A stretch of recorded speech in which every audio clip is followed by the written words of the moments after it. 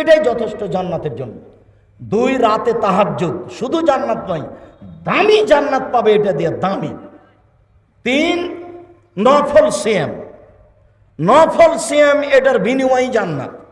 তাহলে 3টার প্রত্যেকটার নিজস্ব ক্ষমতা জান্নাতের, কিন্তু 3টা সমান একটাই। বলেন তো সেটা কি?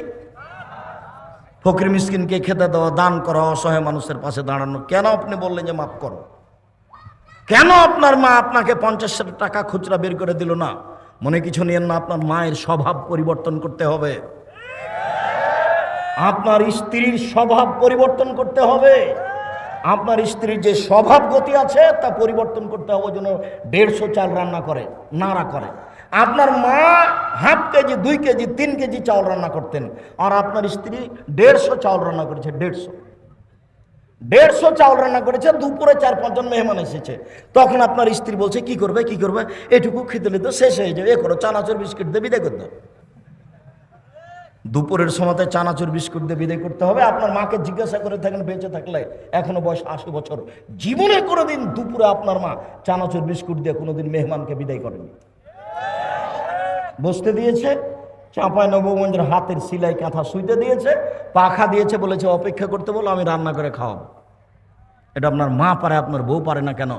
বউকে পরিবর্তন করার চেষ্টা করুন, পরিবর্তন না হলে তালাক দিতে হবে, এ কথাই ঠিক। সম্মানিত দিনী ভাই বোন, বলছিলাম যেসব বড় বড় পাপ বিনিময় সরাসরি জাহান্নাম, তার একটা বড় পাপ হচ্ছে সুদ খাওয়া। পৃথিবীতে সবচেয়ে বড় পাপ আল ইশরাকু বিল্লাহ, আল্লাহর সাথে শিরক করা। পৃথিবীতে সবচেয়ে বড় পাপ আল্লাহর সাথে শিরক করা। ভারত, বাংলাদেশ, পাকিস্তান এমন মাটি যে এতে চলে শিরক একবারে বন্যার মতো। আমাদের দেশে তো শিরকের অভাব নাই। দেশ ট্রাভেলস গাড়িটা ছুটলো ঢাকা থেকে, আর আসছে চাঁপাইনবাবগঞ্জ। তা আমি সন্ধ্যার সময়তে আলো জ্বালালো, আমি বললাম, এই ছেলে, শোনো, তুমি সন্ধ্যা হওয়ার সাথে সাথে তোমার গাড়িতে বাতি জ্বালালে, আলো দিলে কেন? তখন বলছে যে বসে বলেছেন সূর্য ডুবার সাথে সাথে আলো জ্বালাতে হবে। সূর্য ডুবার সাথে সাথে আলো জ্বালানো হিন্দুদের কাজ। শিরক দিয়ে দেশ ঘেরা। স্বামী মরার সাথে সাথে আমাদের মহিলাদেরকে নাকফুল গয়না খুলে দিতে হবে। নাকফুল গয়না খুলে দেওয়াটা হিন্দুদের কাজ। শিরকে দেশ পরিপূর্ণ হয়ে আছে। তুলসী গাছ তুলে ফেলা যায় না, ক্ষতি হতে পারে, তার নাম শিরক। জুতা পায়ে দিয়ে ধানের উপরে হাঁটা যায় না, তার নাম শিরক। আপনার মা কুলাতে চাউল ঝাড়ছিল, আপনার ছেলেটা গিয়ে লাফ দিয়ে কুলার উপরে চড়ে নিয়েছে, তখন আপনার মা বলছে, হাট, ঘিন ঘিনা, এখানে কুলাতে পা দিতে হয়? আপনার মা বলতে পারে যে শর্ত, এখন আমার ঝামেলা করিস না, কাজ করছি, তাড়াহুড়া করছি, এই কথা আপনার মা বলতে পারে। কিন্তু কেন বললো যে হট কুলাতে পা দিতে হয়? কুলার উপরে আপনার ছেলেটা চড়ে বসে থাকে, এটি ঠিক।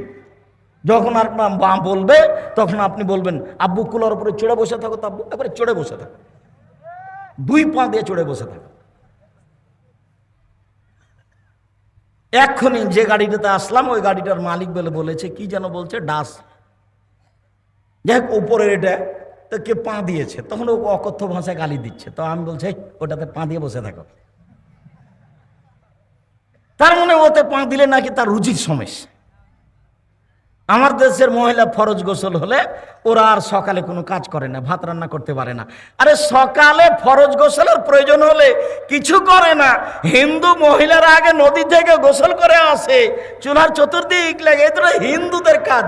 আমরা কি করে এটা নিলাম যে আমাদের ফরজ গোসল প্রয়োজন হয়েছে, তাই আমরা কোনো কাজ করতে পাবো না, সিম গাছ থেকে সিম ছিঁড়তে পাবো না, বেগুনের গাছ থেকে বেগুন তুলতে পাবো না, রান্না বান্না করতে পারবো না। একবারে শিরকে ডুবে আছে দেশ। দিনাজপুরে এক বাড়িতে আছে হেডমাস্টার। তো হেডমাস্টার সাহেব বলছেন, আব্দুর রাজ্জাক সাহেব, একটা কথা, আমার চৌকি থেকে নিয়ে বারান্দা পর্যন্ত, চালিতল পর্যন্ত যে চট বিছানো আছে, কেন জানেন? জি ভাই, তা তো বুঝতে পারছি না, কেন যে আপনাদের চট বিছানো আছে চৌকি থেকে নিয়ে চালিতল পর্যন্ত? তো বলছে যে ফরজ গোসলের প্রয়োজন হয়ে গেলে, মাটির উপরে পা পড়ে গেলে মাটি অভিশাপ করবে, এই জন্য চট বিছিয়ে রেখেছি। তার নাম শির। হাত থেকে গিলেস পড়ে গেলে কুটুম্ব আসতে পারে, তার নাম শির। ঘরের উপরে কাক ডাকছে, কুটুম্ব আসতে পারবে, তার নাম শির। তারপরে বাচ্চা হয়েছে, রাতে বের হলে তাকে লহাতে করে বের হতে হবে, নইলে চোরাচুন্নি পাখি বাচ্চাকে ধরবে, এরই নাম শির। আতর ঘরের পুরোটাই শির। এই ছেলে, তোমার দাদিকে, আপনাকে বলছে, আপনার মাকে বলিয়েন তো যে বাচ্চা প্রসব হওয়ার সাথে সাথেই ওই বাচ্চার চোখে কাজল দিতে হবে এত কষ্ট করে কেন? আজ থেকে কোনোদিন কাজল দিবেন না, কোনো সমস্যা নেই। কেন তাকে 7 দিন ওইভাবে অপরিষ্কার কাপড় পরে বসে থাকতে হবে গোসল করা পর্যন্ত? বাচ্চা প্রসবের সাথে সাথে একবারে গরম পানি দিয়ে গোসল করে শাড়ি পরে থাকবে, দাঁড়ি শাড়ি। কেন 7 দিন ওখানে ওইভাবে লুকিয়ে থাকছে? এ তো জাহেলিয়াতের যুগের নীতি। জাহেলিয়াতের যুগের নীতিতে ছিল এই, স্বামী যদি মারা যায়, স্বামী যদি তাকে তালাক দিয়ে দেয়, স্বামী মারা গেলে 1 বছর তাকে শোক পালন করতে হবে। কানটাতে একটা কুঁড়া ঘর বানিয়ে দিবে, কানটার দিকে একটা কি করে দিবে, কুঁড়া ঘর বানিয়ে দিবে, ছোট্ট ময়লাযুক্ত কাপড় পরে থাকবে 1 বছর। ওর জন্য প্লেট ভিন্ন, থালা ভিন্ন, গ্লাস ভিন্ন, ওটা থেকে ও ছুঁইবে না। ওই উপর থেকে নিয়ে যা তাকে ভাত ঢেলে দিবে। এটার নাম শোক পালন 1 বছর। এটার নাম জাহেলিয়াত। এই দেশের মাটিতে কত জাহেলিয়াত আছে আর কত শিরক আছে। সমস্ত উপস্থিত বৈঠকের দিনই মুসলিম ভাই শুনুন, পৃথিবীতে সবচেয়ে বড় পাপ হলো শিরক। শিরক করলে আল্লাহর মানের হানি হয়। শিরক করলে অতীতের সব নেকি নষ্ট হয়ে যায়। 2, অকুকুল অলেদান, পিতামাতার অবাধ্য চলা। পিতামাতার অবাধ্য চলা পৃথিবীর 2য় মহাপাপ। জেনা বড় পাপ, তবে পিতামাতার অবাধ্য চললে যত বড় হয় তত বড় নয়। 3, শাহাদাত জুরে মিথ্যা সাক্ষী। মিথ্যা সাক্ষীর ভিত্তিতে আপনাদের এলাকার বহু মানুষ চাঁপাইনবাবগঞ্জ জেলে 20 বছর থেকে আছে, নিজেও জানে না আমি কেন জেলে। জজ জানে না ঘটনা কি, উকিল জানে না ঘটনা কি। আপনি বাড়িতে দিন কাটাচ্ছেন, তাকে জেলে ঢুকিয়ে দিয়ে ও তার ছেলেটার মাথাতে একটু হাত দিতে পারে না আদর করে, ও তার মেয়েটার মাথায় একটু হাত দিতে পারে না, ও তার স্ত্রীর গায়ে একটু হাত দিতে পারে না। বছর বছর চলছে, জেলে আটকা আছে আপনার মিথ্যা সাক্ষীর কারণে। আপনি মনে রাখবেন, আপনি সাক্ষী এমনভাবে রেডি করেছেন, সাক্ষী বলছে আমি তাকে 2 চোখে মারতে দেখেছি, অথচ যে জেলে চলে গেছে সেদিন রংপুরে ছিল, ও কি দিয়ে তাকে 2 চোখে মারতে দেখলো? এর নাম মিথ্যা সাক্ষী। পৃথিবীতে 3য় মহাপাপ হলো মিথ্যা সাক্ষী। রাসূল সাল্লাল্লাহু আলাইহি সাল্লাম বলছেন, পৃথিবীর মানুষ মনে রেখো, 7টা কাজে মানুষ ধ্বংস হবে, মানে জাহান্নামে চলে গেছে। 1, আল ইশরাকু বিল্লাহ, আল্লাহর সাথে শিরক করা। 2, কাতলুন নাস, মানুষকে হত্যা করা। 3, আকলুর রিবা, সুদ খাওয়া। সুদ খায় যারা জাহান্নামে যাবে তারা, মন মতো চলে যারা জাহান্নামে যাবে তারা। সুদ ঘুষ খায় যারা জাহান্নামে যাবে তারা। কিস্তিতে টাকা তোলে যারা জাহান্নামে যাবে তারা। মন মতো চলে যারা জাহান্নামে যাবে তারা। আমি আব্দুর রাজ্জাক বিন ইউসুফ, আপনার বাড়ির মানুষ, আপনাকে আমি ভিক্ষে করে খেতে বলিনি, তবে ভিক্ষে করে খাওয়া যায়। আপনাকে আমি বলেছি চকলেট বিক্রি করে খান, কলা বিক্রি করে খান, সুদের উপরে টাকা নিয়েন না। এরকম ইন্স্যুরেন্সে চাকরি করিয়েন না। এদেশের মাটিতে এমন কোন এনজিও নাই যেখানে চাকরি যায়, সব সুদের সাথে জড়িত। এদেশের মাটিতে এমন কোন ব্যাংকিং ব্যবস্থা নেই যেটা সুদমুক্ত, সেখানে যেখানে চাকরি যায়। ব্যাংকে টাকা রাখা আর স্বেচ্ছায় চাকরি করা দুটো এক নয়। কথার 19-20 হওয়া খুব কঠিন আছে।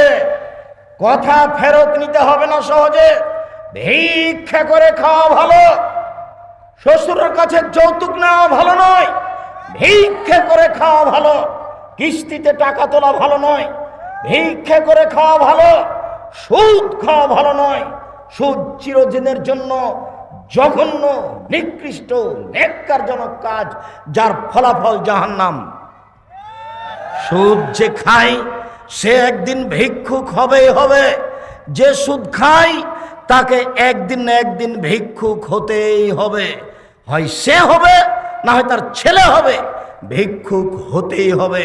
সুদের পরিণাম নিঃস্ব। সম্মানিত দিনী ভাই বোন, রাসূল সাল্লাল্লাহু আলাইহি সাল্লাম বলেন, 7টি কাজে মানুষ ধ্বংস হবে, জাহান্নামে যাবে। তার 3 নম্বর হলো সুদ খাওয়া, 4 নম্বর হচ্ছে আকলু মালিল ইয়াতীম, এতিমের মাল খেয়ে নেওয়া, 5 নম্বর হচ্ছে আত-তাওয়াল্লি আনিজ যাহাব, যুদ্ধের মাঠ থেকে পালিয়ে যাওয়া, 6 নম্বর হচ্ছে কাজফুল মুহসানাতিল মুমিনাতিল গাফিলাত, ভালো মানুষের উপরে অপবাদ দেওয়া, ভালো মহিলার উপরে অপবাদ দেওয়া, দলীয় কৌশলে, দলীয় ক্ষমতায় দাঙ্গাবাজি করে, ক্ষমতা দেখিয়ে, দাপট দেখিয়ে, স্বৈরাচারী, স্বেচ্ছাচারী, বদমেজাজি, দলীয় দাপট দিয়ে একটা নিঃস্ব মানুষের উপরে বদনাম চাপিয়ে তাকে জাতির সামনে অপমান করেছে। বেটা, ক্ষমতা দেখে কয়দিন বাঁচতে চাও তুমি? ফেরাউন ডুবে গেছে। মনে রেখো, তুমি দাম্ভিকতা দেখিয়ে, দলীয় দাপট দেখিয়ে, ক্ষমতা দেখিয়ে, অর্থ দেখিয়ে, দাঙ্গাবাজি করে, জুলুমবাজি করে, দাম্ভিকতা দেখিয়ে, স্বৈরাচারী হয়ে, স্বেচ্ছাচারী হয়ে, বদমেজাজি হয়ে 1 মিনিট বাঁচার চেষ্টা করিয়েন না। ফেরাউন ডুবে গেছে। আপনারও নৌকা ডুবে গেছে, নৌকা উঠবে না বলে রাখলাম আপনাকে। যাকে অপমান করেছেন তার কাছে আজকে ক্ষমা নিতে হবে সকাল হতে হতে। তাছাড়া আপনার নৌকা ডুবে গেছে, তাহাজ্জুদ দিয়ে টিকতে পারবেন না, হজ দিয়ে টিকতে পারবেন না, কোন পথ দিয়ে টিকতে পারবে না। জুলুমবাজ যারা, দাঙ্গাবাজ যারা, মানুষকে অপমান করে যারা, মানুষকে জেল হাজতে দেয় যারা, দলীয় দাপট দেখায় যারা, তাদের নৌকা ডুবে গেছে, উঠবে না। নৌকা মহানন্দা নদীতে ডুবেনি, সাগরে ডুবে গেছে, যেখান থেকে উঠানো যাবে না। একটাই পথ, যার সাথে অন্যায় হয়েছে তার হাত ধরে ক্ষমা নিতে হবে। 1 থাপ্পড় রিক্সাওয়ালাকে মেরে আপনি জান্নাত কিনতে পারবেন না তাহাজ্জুদ পড়ে। রিক্সাওয়ালাকে থাপ্পড় মেরে, নিরীহ মানুষকে অপমান করে তাহাজ্জুদ পড়ে আপনি জান্নাত কিনতে পারবেন না, অসম্ভব। বিচারের মাঠে যখন বিচার আল্লাহ শুরু করবেন, তখন বিচারের সূচনাতেই তিনি বলবেন, আল-ইয়াওমা লা তামলিকু নাফসুন লিনাফসিন শাইআ। আজ কোন মানুষের কোনো উপকার করতে পারবে না, একাচ্ছত্র মালিকানা আমার। আইনাল জব্বার, আইনাল মুতাকাব্বির, আনা মালিকুল আমলাক। স্বৈরাচারী, স্বেচ্ছাচারী, বদমেজাজি, অহংকারী, দাঙ্গাবাজারা কোথায়? আমি আজকে রাজাধিরাজ। এই কথা বলে বিচার শুরু করবে। মাটির মানুষে থাকবেন একবারে নিরীহ হয়ে। আপনার বাপ হলো মাটির তৈরি, আর আপনি হলেন শুক্রকীট, ঘৃণিত খারাপ জিনিস, গন্ধময় জিনিসের তৈরি। আমার বাপ কিসের তৈরি? মাটির তৈরি। আর আমি হচ্ছি একটা নিকৃষ্ট, খারাপ, গন্ধময় জিনিস, শুক্রকীটের বীর্যর তৈরি। আমার কেন এত ক্ষমতা? আমি কেন মানুষের সামনে জুলুমবাজি করি? কেন আমি মানুষকে দাপট দেখাই? আমার বাপ মাটির তৈরি, মানে মাটি হয়ে যাব। আর আমি হচ্ছি শুক্রকীট, একবারে পচা, দুর্গন্ধময় জিনিসের তৈরি, যাতে গোসল করা লাগে, যাতে কাপড় অপবিত্র হয়ে যায়, তা দিয়ে আমি তৈরি। আমার কেন এত ক্ষমতা? আমার কেন এত দাপট? আমার তো ভিত্তি ভালো নয়। আমি যেখান থেকে এসেছি, ও গায়ে কাপড়ে লেগে গেলে কাপড় কাঁচা লাগে, বোঝা যায় না কথা? আমি এই কথা বলিনি, এই কথা আল্লাহ বারবার বলছেন কোরআন মাজিদ। এই কথাই বারবার বলছেন যে তুমি কেন অহংকার করো? তোমার বাপ মাটির তৈরি, আর তুমি বীর্যের তৈরি। তোমার অহংকারের কি আছে? তোমার অহংকার সাজে না, তোমার দাম্ভিকতা সাজে না, তোমার জুলুমবাজি সাজে না। সম্মানিত দিনী ভাই বোন, জাহান্নামের জন্য অপেক্ষা করিয়েন না। পৃথিবীর 3 শ্রেণীর মানুষ জাহান্নামে যাবেই। 3 শ্রেণীর মানুষ জাহান্নামে যাবে। 1, মদমেনুল খামর, যারা নিয়মিত বিড়ি, তামাক, জর্দা, সিগারেট, গুল, নেশাদার দ্রব্য খায়, পান করে, তারা জাহান্নামে যাবে।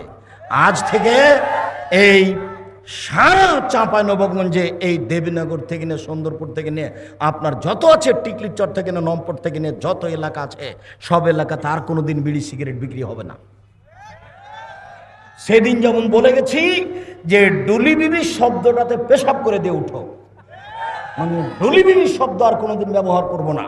20-30 বছর পরে কেউ যদি বলে ডুলি বিবি, তখন আর একজন বলবে ডুলি বিবি কি গো? তখন আমাদেরকে বুঝাতে হবে, অনেক দিন আগে ডুলি বিবি প্রথা ছিল, বরের সাথে যুবতী মেয়েরা যেত ঢং করে, সাজ করে, সেইটার নাম ডুলি বিবি। এখন এটা বাদ পড়ে গেছে। চাঁপাইনবাবগঞ্জে বিবাহের শুরু থেকে নিয়ে শেষ পর্যন্ত একটা কাজও জায়েজ না, সবই হারাম। 32 বছর থেকে বলছি, কে এখন পর্যন্ত দাঁড়িয়ে আমাকে বলে না যে না রাজাক সাহেব এইটাই ঠিক। সাহস হবে কোথায়? সবই যে খারাপ, একটাও যে জায়েজ নয়, একটাও জায়েজ নয়।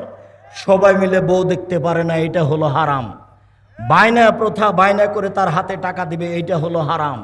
থুবড়া সারা গ্রামের লোক মেয়েটার মুখে ক্ষীর দিচ্ছে, আরে বউয়ের মুখে ক্ষীর দেয়, এই মেয়েটা সারা গ্রামের বউ হলো কি করে? বলে হিসাব, এটা গায়ে লাগে না কেন? গায়ে কি সবই পুজ? সবই পুজ নাকি একটু রক্ত নাই? আপনারা এসে ঠিক বলেছেন, আর নইলে এমন কথা বলেন কি করে? জবাব দিতে হবে।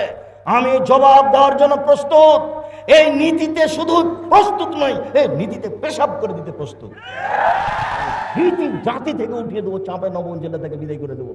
দু যুবতী মেয়েরা সারা রাত গীত গাইবে কণ্ঠসুরে, আর থোবড়া খাওয়াবে সারা দিন, সারা রাত। সব গ্রামের লোক এসে বসবে, তার সামনে ক্ষীর তুলে দেবে। আশ্চর্য নোংরা নীতি।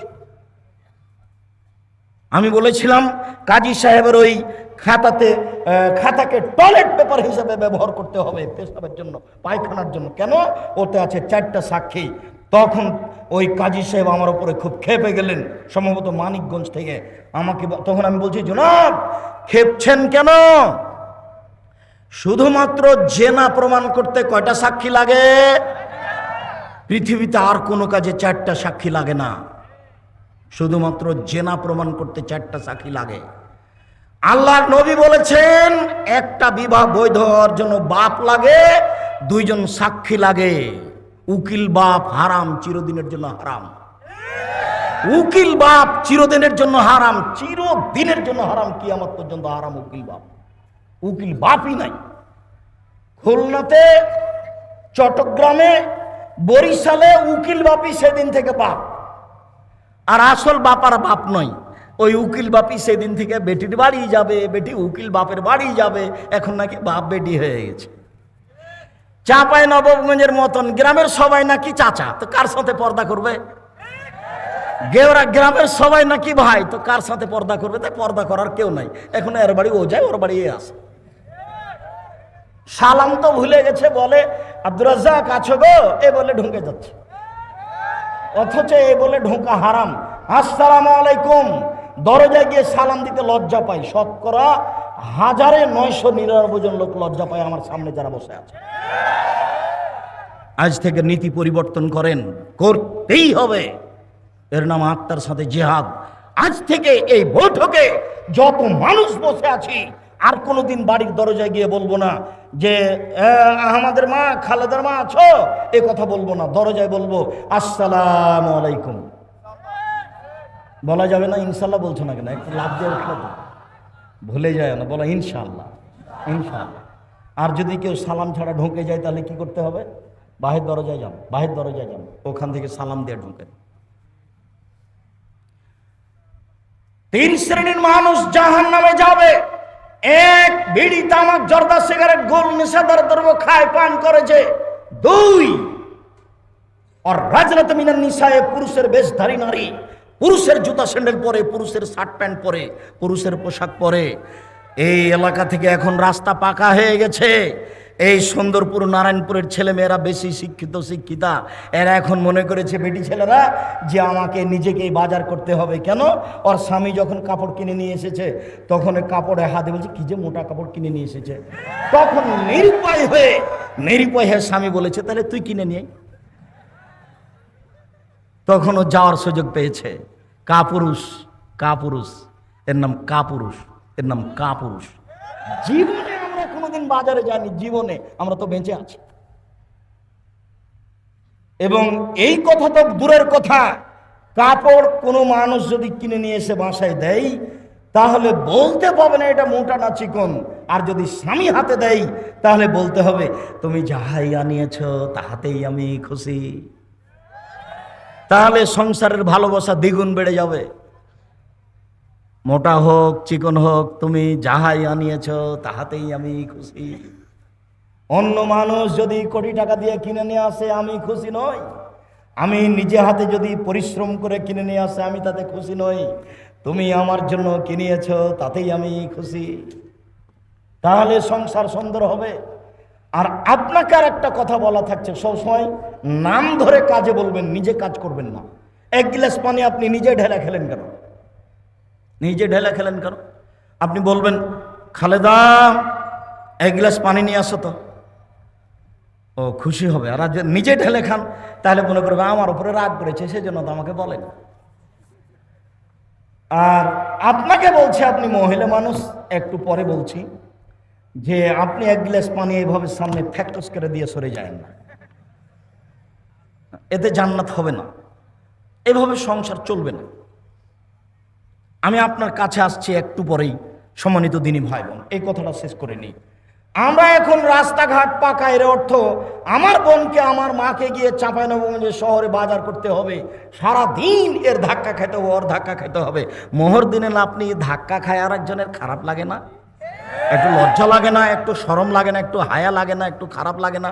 একটু বোধোদয় না? একটু বোধগম্যন, একটা আত্মমর্যাদা নেই? আত্মমর্যাদা, আত্মমর্যাদা। উপস্থিত বৈঠকের দিনই মুসলিম শুনেন, উপস্থিত বৈঠকের দিনই মুসলিম বোন শোনেন, কথা বলছো কেন? তখন থেকে তোমার জন্য কথা বলছি, আর তুমি কথা বলছো মানে লজ্জা হয় না তোমার? শরম হয় না তোমার? হায়া হয় না তোমার? ইতস্তবোধ হয় না তোমার? বোধোদয় নেই তোমার? বোধগম্য নয় তোমার? কোন সাহসে তুমি কথা বলো? তোমার বাপ তোমাকে কিছু বলে না, যার জন্য তুমি মনে করেছো এখানে আসলে তুমি ফুলে ধোয়া থাকবে নাকি? ভদ্রতা বজায় রেখে মুসলমানের মেয়ে হে বসে থাকো, আমি তোমার জন্য এসেছি। এই মাঠে আমি গত বছর আসতে পাইনি, আমার একটা দুঃখ বেদনা আছে, আমি সাধ করে তোমার জন্য এসেছি। তুমি মুখ খুলবে না, আমার কথা শেষ হবে তখন তুমি ভাবতে ভাবতে বাড়ি যাবা। এটা আমি ঐকান্তিক কামনা এ দেশের মানুষ হিসেবে তোমার কাছে আমি দাবি রাখি। যত দিনী ভাই বোন আছেন, শরীয়তের ব্যাপারে আমি আপনার কাছে আসতে চাই, আমার এটা দাবি আপনার কাছে। শরীয়তের ব্যাপারে আপনি আমার কাছে আসবেন, এটা আমার দাবি আপনার কাছে। জাতির যদি রাস্তাঘাট করে দিতে না পারি, জাতির যদি স্কুল কলেজ করে দিতে না পারি, জাতিকে চূড়ান্ত সঠিক ধর্ম দিতে পারবো ইনশাআল্লাহ। ধর্মের ব্যাপারে জাতিকে ফাঁকি দিয়ে পরকাল হারাতে রাজি নয়। আর ধর্ম নিয়ে চিন্তা ভাবনা করি, হাতে ফতোয়া লিখছি প্রায় 24-25 বছর থেকে। কাজেই কেউ চট করে একটা কথা বলবে আর সেটাই প্রমাণ হয়ে যাবে, কথা নয়। একটা মমর্ষ ব্যক্তি, জানাজা ব্যক্তি, লোককে কবরে থাকা নিয়ে প্রায় 241টা বেদাত আছে, পুরোটাই বেদাত। লোকটা মরে জান যায়, আপনি তার পাশে সূরা ইয়াসিন পড়লেন কেন? কেন পড়বেন? সূরা ইয়াসিন পড়ে কোনো কিছু হবে না, আপনি পড়লেন কেন? মরার সাথে সাথে আপনি মুখটা ঘুরিয়ে দিলেন কেন? সাদা কাপড় দিয়ে ঢেকে দেন। মরার সাথে সাথে আপনি পেট চেপে পেশাব পায়খানা বের করলেন কেন? এই মহিলা বৈঠকের মহিলা দিনী বোন শুনেন, আপনাকে বলছে, এদিকে শুনেন। মহিলাটা মারা গেছে, আপনি পেট চেপে পেশাব পায়খানা বের করলেন কেন? কে বলেছে আপনাকে? আপনি এখন নখ কাটলেন কেন? নখ তো যখন শ্বাস ছিল তখন কাটতে হতো, শ্বাস বন্ধ হয়ে গেছে, সব এখন বিধান বন্ধ। আপনি এখন নখ কাটলেন কেন? মোচটা ছোট করলেন কেন? পরিষ্কার পরিচ্ছন্নতায় গেলেন কেন? সব বন্ধ, শুধু ওযু দিয়ে গোসল দিতে হবে। ওকে সম্পূর্ণ বাম কাতে রেখে ডান কাতে পানি ঢেলে শরীরটা গোটা ভিজিয়ে দিয়ে, গোটা শরীরের সাবান লাগিয়ে দিয়ে, খুব হাত দিয়ে ডোলে, শক্ত করে ডোলে, পরিষ্কার করে ঝকঝকে করে ধুতে হবে। 3বার, 5বার, 7বার ঝকঝকে করে পরিষ্কার করে ধুতে হবে। ধুয়ে সাদা কাপড় 3টে বিছিয়ে দিয়ে, লাশটা উঠিয়ে দিয়ে, ডানেরটা বামে, বামেরটা ডানে। লাশের পা আগে যাচ্ছে না, মাথা আগে যাচ্ছে, এটা বিবেচনার দরকার নেই। লাশকে সামনে রেখে 2-3জন বক্তব্য দিতে পাবে না। চেয়ারম্যান একবার, মেম্বার একবার, গ্রামের সর্দার একবার, ওর বাপ একবার, ওর বেটা একবার, না, এগুলো একটাও চলবে না। 2-1টা কথা ইমাম বলতে পারেন, তার একটা কথা থাকবে যে এর ঋণ আছে নাকি, ঋণ থাকলে জানাজা হবে না। ব্যাংকে লোন নিয়ে কোনোদিন ব্যবসা করিয়েন না। এই ছেলে, এই যুবক শোনো, ভিক্ষা করে খেতে প্রস্তুত আছি, ব্যাংকে লোন নিয়ে ব্যবসা করব না। ও ব্যাংকে চাকরিজীবী, আপনাকে বলছি, সরকার আপনাকে লোন দিয়েছে, বাড়িতে 5 তালা করেছে লোনের টাকায়, আপনার তো জানাজা হবে না। ছেলেরা তো এই বাড়িতে বসবাস করবে, জানাজাই হবে না আপনার। জাহান্নাম জান্নাত পরে, জানাজাই নেই। লোন আছে যার, তার জানাজা নেই। যতক্ষণ পর্যন্ত লোন পরিশোধ না হবে ততক্ষণ পর্যন্ত জানাজা হবে না। দেখি কে আছে এমন তার জানাজার বৈধতা দিতে পারে। মাটি দেওয়ার সময়তে বিসমিল্লাহ বলে মাটি দিতে হবে, যেদিকে পা থাকে সেদিক থেকে ঢোকাতে হবে। তার মানে কোন দিক থেকে বলেন তো? কোন দিকে পা থাকে? এই ছেলে বলো, দক্ষিণ দিকে। বলতে পারছো না কেন? খালি মিছিলে অমুকের চরিত্র ফুলের মতো পবিত্র। ওটা খুব পারো একটা সিগারেটের হিসাবে, একটু বুদ্ধি থাকে না? একটু হিসাব পাও না, আজ থেকে নীতি পরিবর্তন করে দাও। উপার্জন করে খাই, কারো এই বিষয়ে বলতে রাজি নই। তুমি জানো ও রাতে কি করে? তুমি যে বললে অমুকের চরিত্র, তুমি কি করে জানো তার চরিত্র? তুমি কি আল্লাহ? তুমি কেন গেলে এখানে আর একজনের এইভাবে সাফাই গাইতে? একটা সিগারেটের কারণে তোমার ইতস্তবোধ হয় না? রুজি উপার্জন করে খাও। আরে ভিক্ষা করে খাবো কেন? মানুষের বাড়িতে কাজ করে খাবো। মানুষের বাড়িতে কাজ করে খাবো, ক্ষমতা নিয়ে বসবাস করবো, সাহস নিয়ে ইমান নিয়ে বসবাস করব। একদিন চকলেট দিয়ে ব্যবসা করেছি, একদিন কাপড়ের ব্যবসা করব, একদিন কোটি টাকার ব্যবসা করব, একদিন উসমানের মতো ধনী হবে এই মাটিতে। ব্যবসা করে জাতির উপকার করবো ইনশাআল্লাহ। চাঁপাইনবাবগঞ্জে বাড়ি, সেই জন্য 5 বছরে আম বাগান বিক্রি করে আপনার লন্ডনে বাড়ি করব না। 5 বছরের জন্য বিক্রি কয়েক কোটি টাকায়। এই একবার নগদ জাহান্নাম। কিভাবে দিন কাটছে কেউ একটু বুঝতে চায় না। সম্মানিত দিনী ভাই বোন, বলছিলাম পুরুষের বেশধারী নারী যারা, তারা জাহান্নামে যাবে। 3 যে তার বাড়িতে বেহাইয়ের সুযোগ দিয়েছে, যার মেয়ে নগ্ন পোশাকে স্কুল কলেজে যায়, যার স্ত্রী নগ্ন পোশাকে চলে, সেই হচ্ছে দায়ুস। এমত অবস্থায় তাহাজ্জুদ পড়ে সফলতা অর্জন করতে পারবে না। সম্মানিত দিনী ভাই বোন, আমি এখানে মহিলাদেরকে আরো একটি কথা বলে সামনের দিকে যেতে চাচ্ছি। উপস্থিত বৈঠকের দিনী মুসলিম বোন, শুনে রাখুন, রাসূল সাল্লাল্লাহু আলাইহি সাল্লাম বলেন, 2 শ্রেণীর মানুষ আছে ওরা জাহান্নামে যাবে, আমি তাদের দেখিনি। 2 শ্রেণীর মানুষ আছে ওরা জাহান্নামে যাবে, আমি তাদের দেখিনি। 2 শ্রেণীর মানুষ আছে ওরা জাহান্নামে যাবে, আমি তাদের দেখিনি। 1, ওদের হাতে থাকে লাঠি গাভীর লেজের মতো, ওরা তা দিয়ে মানুষকে মারে, এরা জাহান্নামে যাবে। 2, নিশাউন মহিলা, কাশিয়াতুন কাপড় পরে থাকে, আরিয়াতুন উলঙ্গ, মমিলাতুন এরা পুরুষকে নিজের দিকে আকৃষ্ট করে, মায়লাতুন এরা নিজেরা আকৃষ্ট হয়, লায়াত খুললাল জান্নাহ এরা জান্নাতে যাবে না। জান্নাতে তো যাবে না, যাবেই না। ওয়ালা ইয়াজিদনা রিহাহা এরা জান্নাতের গন্ধ পাবে না। ফাইনা রিহা লা তুজাদু মিন মাসরিতে কাদা ওয়া কাদা, যে জান্নাতের গন্ধ 1 বছরের দূরত্ব পথ থেকে পাওয়া যায়। এখানে জান্নাত আছে। এখানে একটা দ্রুতগামী ঘোড়া দৌড়াতে আরম্ভ করলো, 1 বছর দৌড়িয়ে যেখানে যাবে, ওর মাথায় আপনি যদি দাঁড়ান তাহলে জান্নাতের গন্ধ পাবেন, অথচ এই মহিলা জান্নাতের গন্ধ পাবে না। নগ্ন পোশাক মানে, এই ছেলে, তোমার মা এখন এখানে বসে আছে ছোট ব্লাউজ পরে, যারা হাত থেকে বাকি দেখা যায়, এটা কি ভালো পোশাক? তোমার মা যে ব্লাউজ পরে আছে তার সব নিচের দিক পেটের দিক দেখা যাচ্ছে, এটা কি ভালো পোশাক? আমি শাড়ি হারাম বলিনি, তবে আমি বলেছি শাড়ি ভালো পোশাক নয়। আমি বলেছি সালোয়ার কামিজ মেক্সি চাদর পরতে হবে। যদি শাড়ি পরে তাহলে হাত হতে হবে ব্লাউজের কবজি পর্যন্ত, নিচের দিকে নিচে চলে যেতে হবে, 1.5-2 গজ কাপড়ের ব্লাউজ বানাতে হবে। আর শাড়ি পরে যদি বাহিরে বের হতে চাই তাহলে পা মোজা পরে বের হতে হবে, নইলে যখন অটোতে পা উঠাবে তখন হাঁটু পর্যন্ত দেখা যাবে। শাড়ি আমি না কচ করিনি, তবে শাড়ি ভালো পোশাক নয়। আমি বলেছি সালোয়ার কামিজ মেক্সি চাদর পরুন। সম্মানিত দিনী ভাই বোন, বলছিলাম এরই নাম হচ্ছে নগ্ন পোশাক, বিনিময় জাহান্নাম। আবার যখন ওরা রাস্তায় হাঁটে তখন সব পুরুষ তাকে দেখতে থাকে, আবার ওরা যখন রাস্তায় হাঁটে তখন কেন জানি কেমন কেমন করে, আনছান আনছান করে, একবার এই দিকে যায়, একবার ওই দিকে যায়, একবার হাত নাড়ে, একবার মাথার চুল নাড়ে।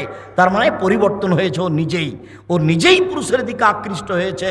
যা রাসূল সাল্লাল্লাহু আলাইহি সাল্লাম বলেন, এই ছেলে, 2-1টা ছেলে বাচ্চা আপনার পাশ থেকে উঠে যদি তা আপনি ঠেকাবেন কেন? ও তো আর এসব কথা বুঝতে পারে না, ও যেতে চাইবে, আর যার সামনে দিয়ে যাবে সে কথা ধরে রাখতে পারবে না। আর আপনি দয়া করে কোনো প্রয়োজন আমাকে দেখায়েন না কিছুক্ষণ। সম্মানিত দিনী ভাই বোন, রাসূল সাল্লাল্লাহু আলাইহি ওয়াসাল্লাম বলেন, লানা রাসূলুল্লাহ সাল্লাল্লাহু আলাইহি সাল্লাম আকিল রিবা ওয়া মুকিলাহু ওয়া কাতিবাহু ওয়া শাহিদাইহি, যে সুদ খায় তার উপরে অভিশাপ, যে সুদ দেয় তার উপরে অভিশাপ, যে সুদ নেয় তার উপরে অভিশাপ, যে উপরে অভিশাপ, যে সুদের সাক্ষী থাকে তার উপরে অভিশাপ। ব্যাংকে যত ব্যবস্থাপনা আছে সবার উপরে অভিশাপ। আমি বলিনি, আমি অনুবাদক। শেষ বাক্যে তিনি বলেছেন হুম সওয়া। আজ থেকে তওবা করে উঠতে হবে, আর যেন কিস্তি না চলে। তোমার চলবে না, তোমার বাপের চলবে না, তোমার বোনের চলবে না, তোমার মায়ের চলবে না, একবারে টোটালি কিস্তিতে পেশাব করে উঠতে হবে। আবু হুরায়রা রাদিয়াল্লাহু তাআলা আনহু বলেন, রাসূল সাল্লাল্লাহু আলাইহি সাল্লাম বলেছেন, মায়াকুলু দিরহাম রিবাহু ইয়ালাম আসাদু মিন সিদ্দাতি ওয়া সালাসিনা জিনিয়া। কেউ যদি জেনে শুনে 1 টাকা সুদ খায়, 36 বার জেনা করে যত পাপ হবে, 1 টাকা সুদ খেলে তার চেয়ে বেশি পাপ হবে। আমি বলিনি, আমি অনুবাদক, এ কথা আমি বলিনি। বাচ্চা, এই কথা আমি বলিনি, আবার অনুবাদ করছি। রাসূল সাল্লাল্লাহু আলাইহি সাল্লাম বলেন, মায়াকুলু দিরহাম রিবা ও ইয়ালাম। কেউ যদি জেনে শুনে 1 টাকা সুদ খায়, হে আসাদু মিন সিদ্দাতি ওয়া সালাসিনা জিনিয়া, 70 বার জেনা করে যত পাপ হবে, তার চেয়ে বেশি পাপ হবে 1 টাকা সুদ খেলে। 36 বার, 36 বার জেনা করে যত পাপ হবে, 1 টাকা সুদের পাপ বেশি হবে। তিনি বলেন, আর রিবা সাবুনা জুজান, সুদের 17টি ভাগ রয়েছে। আইনসারহা আইন কহরাজুল উম্মাহু, তার সবচেয়ে ছোট ভাগ হলো মার সাথে জেনা করলে যেমন পাপ হয়। লজ্জা লাগে না? এই ছেলে, কত টাকা সুদ খেয়েছো, তুমি লজ্জা করো না? তোমার শরম লাগে না? এই বেটা, মুখ নিচু করে বসে আছো কেন? তওবা করে উঠো। ভিক্ষা করে খেতে রাজি আছি, আজ থেকে সুদের মুখে পেশাব করে দেবো। কোটি কোটি টাকা সুদ খেয়েছি, আর যদি এই বৈঠকে বলতে পারি আমি সুদ ছেড়ে দিলাম, তুমি আমাকে মাফ করো, যদি আমার কোটি কোটি টাকা সুদ থাকে মাফ হয়ে যাবে। রিক্সাওয়ালাকে যদি আমি দাম্ভিকতা দেখে 1 থাপড় মেরে থাকি, তাহলে আর পাপ ক্ষমা হবে না। ওটা জুলুমবাজি করা। যদি যাকাত ওসর বের না করি, তাহলে ফকিরের হক মেরে খেয়েছি। কার? যাকাত ওসর ফেতরা কাকে দিতে হবে? ফকিরকে। তো আমি দিলাম না, আমি কি করলাম? ফকিরের হক মেরে খেলাম, এর বিচার পরে হবে। 1 মিনিট। যারা জালেম তাদের বিচার পরে হবে।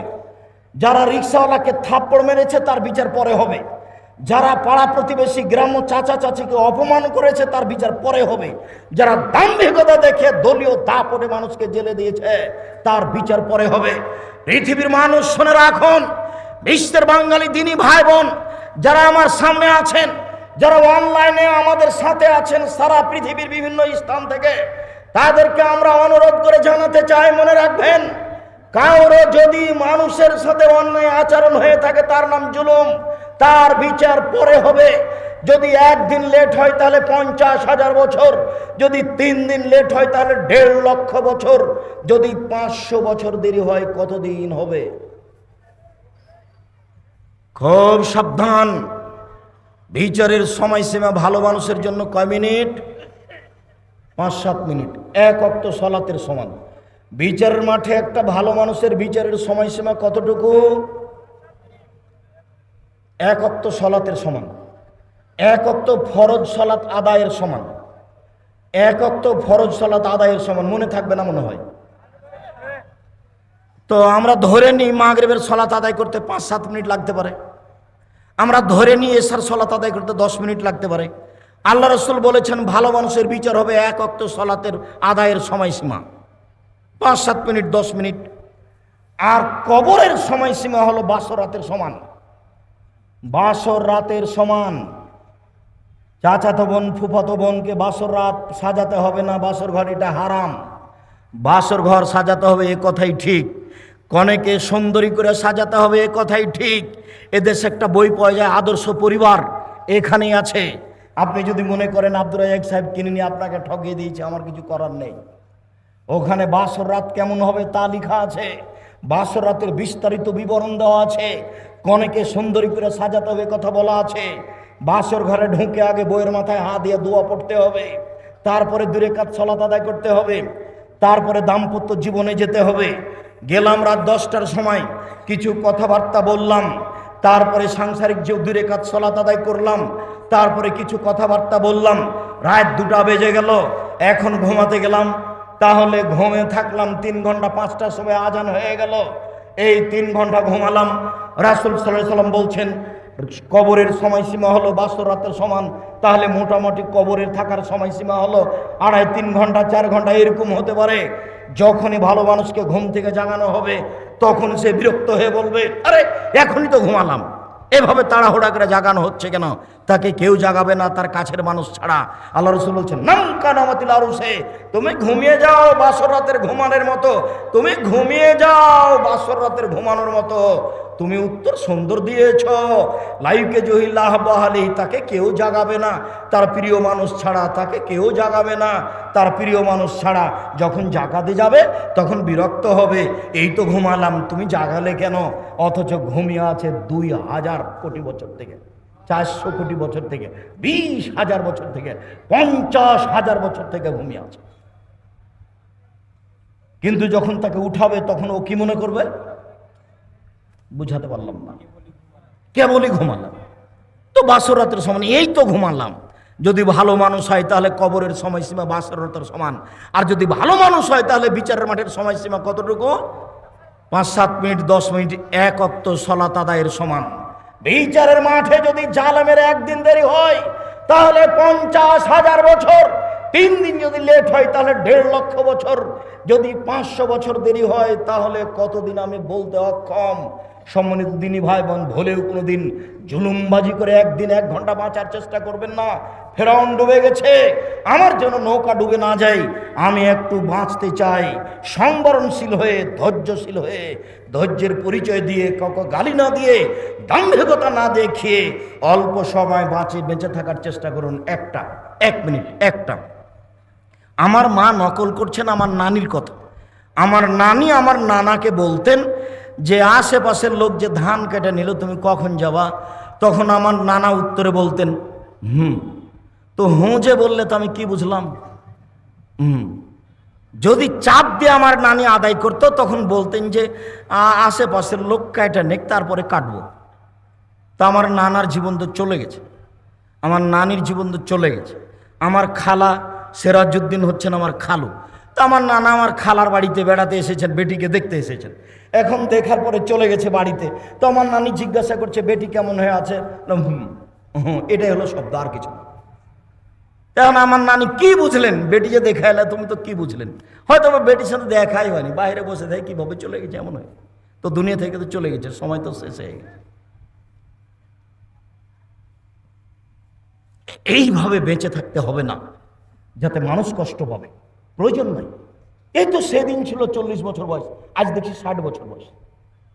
তাহলে আবার কয়দিন পরে ঘুম থেকে উঠে দেখবো আমার বয়স 77 হয়ে গেছে, 80, আমি এখন মরছি, ছেলেরা সব প্রস্তুত, তাড়াহুড়া করে চাপাই নিয়ে যাবে, মেডিকেলে নিয়ে যাবে, যেতে যেতে শেষ। কেন আপনি এই জীবনে এরকম করছেন? সম্মানিত দিনী ভাই বোন, রাসূল সাল্লাল্লাহু আলাইহি সাল্লাম বলেন, পৃথিবীর মানুষ শুনে রেখো, কেউ যদি 1 টাকা সুদ খায় তাহলে সুদের 70 ভাগের সবচেয়ে ছোট ভাগ হলো মার সাথে জেনা করলে যেমন পাপ হয়। ভাষাটা কেমন! সুদের ব্যাপারে আল্লাহ রাসূল যেমন ভাষা ব্যবহার করেছেন, পৃথিবী তার কোনো জায়গাতে কোনো পাপের ব্যাপারে এরূপ ভাষা ব্যবহার করেননি। এক খেলে একটু চেয়ে থাকবেন, কেউ নড়াচড়া করবেন না, নইলে বুঝতে পারবেন না আমি হাদিস একটা লম্বা অনুবাদ করছি।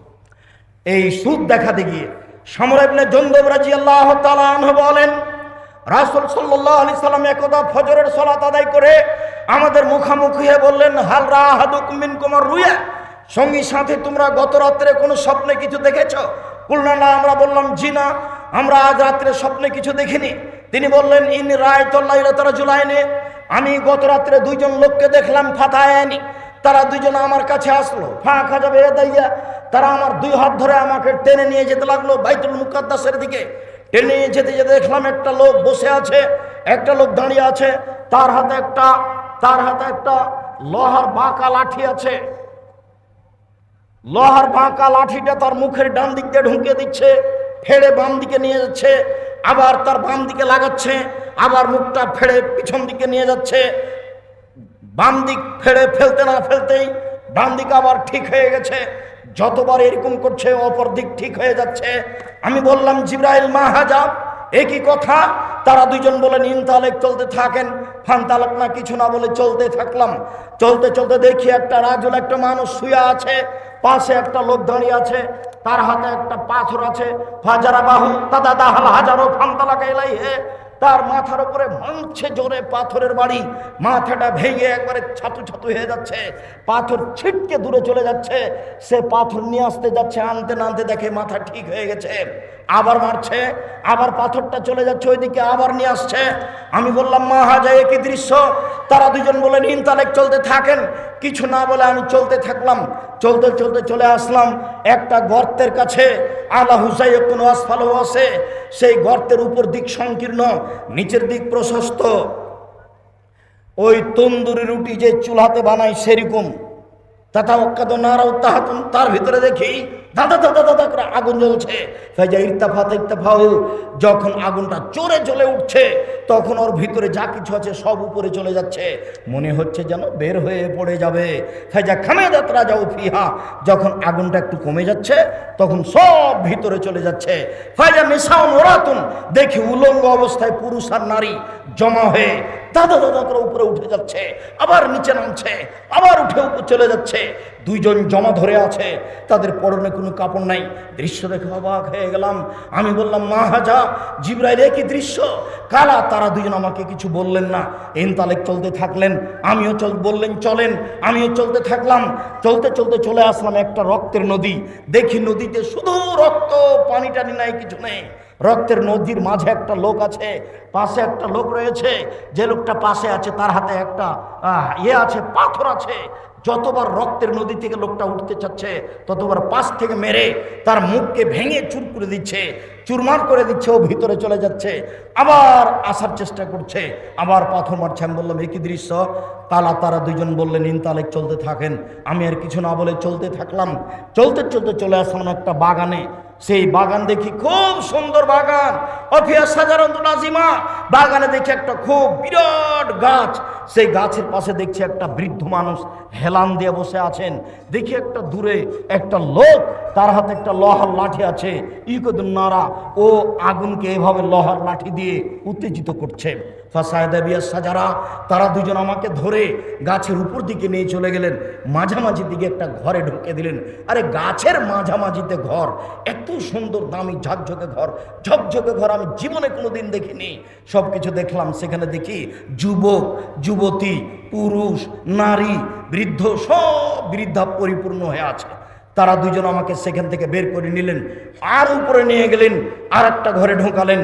দেখি সেই ঘর আগের ঘরের চেয়ে অনেক উত্তম। সেই ঘরে আছে শুধু যুবক আর বৃদ্ধ মানুষ আছে। এইবার তারা দুজনকে আমি বললাম, এতক্ষণ পর্যন্ত যা কিছু দেখলাম আমাকে বলে দেন। তখন তারা দুজন বললেন আচ্ছা আচ্ছা ঠিক আছে, সব বলে দিচ্ছি আপনাকে। আপনি কি দেখলেন? ওই যে প্রথমে দেখলেন একটা লোক বসে আছে, তার মুখের ডান দিক দিয়ে লাঠি ঢুকিয়ে ফেড়ে পিছন দিকে নিয়ে যাচ্ছে, বাম দিকে লাঠি ঢুকিয়ে ফেড়ে পিছন দিকে নিয়ে যাচ্ছে। ফারাজুলুন কাযাব, মিথ্যা কথা বলবে। যারা জীবনে মিথ্যে কথা বলবে তাদের এই অবস্থা হবে। যতদিন পর্যন্ত বিচার না হয়েছে এরকম হতে থাকবে। মিথ্যা কথা বললেন কেন? সুলিও হবে না, ফাঁসিও হবে না। কেন আপনি মিথ্যা কথা বলতে গেলেন? কেন আপনি মিথ্যা সাক্ষী দিবেন? হাদিস বুখারী মুসলিম এক খেয়ালে চেয়ে থাকবেন। যার মুখ ফেড়ে ফেলা হচ্ছে এ হলো মিথ্যুক। বিচারের দিন পর্যন্ত এইভাবে তার শাস্তি হতে থাকবে। বিচার হলে কি হবে? বুঝাই যাচ্ছে জাহান্নাম হবে, তবে আল্লাহ ভালো জানে। দুই, ওই যে দেখলেন যে লোকটা শুয়ে আছে, পাশ থেকে পাথর মেরে তার মাথাকে ভেঙে চৌচির করে দেওয়া হচ্ছে। রাজুলুন আলেম, উনি হচ্ছেন মওলানা মানুষ। উনি কেমন মানুষ? মওলানা মানুষ। হুজুর এবার আটকা পড়েছে। বক্তা শ্রোতার পরিচয় বই পড়তে হবে, জরুরি। হুজুরকে দিয়ে জাহান্নাম উদ্বোধন হবে। কাকে দিয়ে জাহান্নাম উদ্বোধন হবে? হুজুরকে দিয়ে। আল্লাহ রাসূল বলছেন যে জিবরাইল আমাকে মেরাজে নিয়ে যাচ্ছেন উপরে। হঠাৎ দেখি অনেক মানুষ যাদের ঠোঁট এবং জিভাকে আগুনের কেঁচি দিয়ে কেটে দেওয়া হচ্ছে, আগুনের কেঁচি দিয়ে জিভা কেটে দেওয়া হচ্ছে। আমি বললাম জিবরাইল মানা হলো একই কথা। ছি ছি ছি ছি ছি জি, জিভা কোনো আগুনের কেঁচি দিয়ে কেটে দেওয়া হচ্ছে। তখন জিবরাইল বলছেন, হাউলাই খুতবান উম্মতিক, এরা হচ্ছে আপনার উম্মতের বক্তা যারা বক্তৃতা করে বেড়াতো। আমি জানি না আপনার মুফাসসিরের কি হবে। আপনার মুফাসসির দিয়াড়ের মাটিতে এসে 3 ঘন্টা বক্তব্য দিল, তারপরে বলছে এই আয়াতের তাফসীর তো আরো 2 দিন লাগবে। আল্লাহর কসম, ওরকম তাফসীর দুনিয়াতে নাই। আপনি বাস্তব পরীক্ষা করবেন। এই ছেলে, কতদিন থেকে টাকা এভাবে উঠাও গো তাফসীর মাহফিলে? বলো যে ভুল হয়েছে, আর কোনোদিন করবো না। এই ছেলে শোনো, তোমাকে বলছি, বাংলা তাফসীর ইবনে কাসির পাওয়া যায়, সবচেয়ে বড় এবং ব্যাপক। তোমার হুজুরকে বলে দিও সূরা কাহাফের 10 নম্বর আয়াত পর্যন্ত তাফসীর করবেন, তারপরে তুমি বাংলা খুলে বসে থাকবা। আল্লাহর হস্তে তোমার সাথে তার কোনো মিল খাবে না। তোমাকে ফাঁকি দিয়েছে, জাতিকে ফাঁকি দিয়েছে। 20,000 টাকা লস হয়েছে, আবার মুরগির গোস্ত, আবার একটু মনিষ দিলে চোখ গরম। হ্যাঁ, গাড়ি পাঠাননি, আমি দেখে আসছি না। 90 সাল থেকে দেখছি। কতদিন থেকে? 90 সাল থেকে দেখছি। আমি কোনোদিন বলিনি গাড়ি কোথায়, কোনোদিন বলিনি গাড়ি কোথায়, ব্যবস্থাপনা ভালো হয়নি কেন, কোনোদিন বলিনি। বিমানবন্দরে ঢুকে যখন বিমানে উঠতে যাই, তখন যারা নিয়ে যায় তারা বলে আপনি থামেন, আপনি এখানে বসে থাকেন।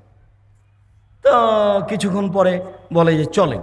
তার মানে ওই আর সব আমলোক যে গাড়িতে উঠেছে ওকে আমাকে ওখানে উঠতে দিবে না। ওই পার্সোনাল একটা গাড়ি নিয়ে এসেছে, তার নাম ভিআইপি বলছে। আমি ভিআইপি হিসাব করি না কোনোদিন। যখন যেখানে যাই পিছনে মানুষ এমনি হেঁটে বেড়াচ্ছে। এরা আল্লাহর অশেষ দয়া, এর নাম দয়া। এর নাম কি?